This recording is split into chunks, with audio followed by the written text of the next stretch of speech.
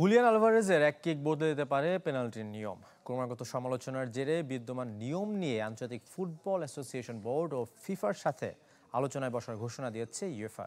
আর Mbappe নয়, আলভারেজের double touch নিয়ে নিজেই আপত্তি তুলেছিলেন বলে জানিয়েছেন ম্যাচ রেফারি সিমন মার্সিনিয়াক। উৎসবের খুশি হবে নগদে বেশি, কারণ ঘন্টায় ঘন্টায় আছে গিফট জেতার সুযোগ।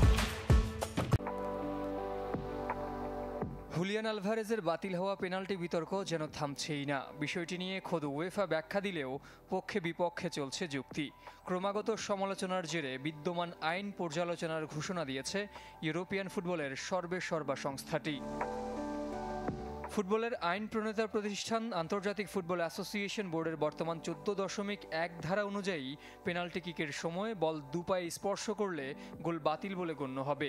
কিন্তু ফুটবলারের অনিচ্ছাকৃত ডাবল টাচ নিয়েই যত আপত্তি সমালোচকদের।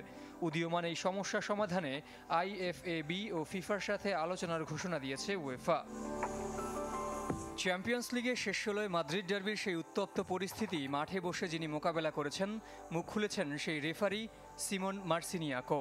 এএসকে দেয়া সাক্ষাৎকারে জানিয়েছেন, এমবাপ্পে নয়, আলভারেজের পেনাল্টি নিয়ে আপত্তি তুলেছিলেন তিনি নিজেই।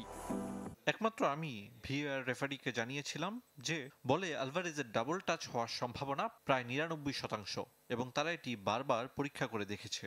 আর এটা পুরোপুরি অসত্য যে ডাবল টাচের বিষয়টি এমবাপ্পে আমাকে বলেছে।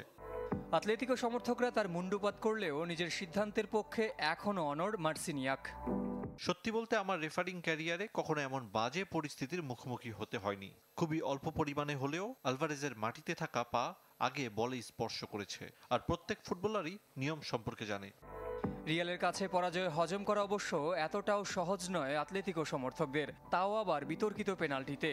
শুটআউটে নিষ্পত্তি হওয়া দুদলের শেষ 6 দেখাতে যে শতভাগ পরাজিত লা রোহিব্লাঙ্কোস। জের সাগর, চ্যানেল 24।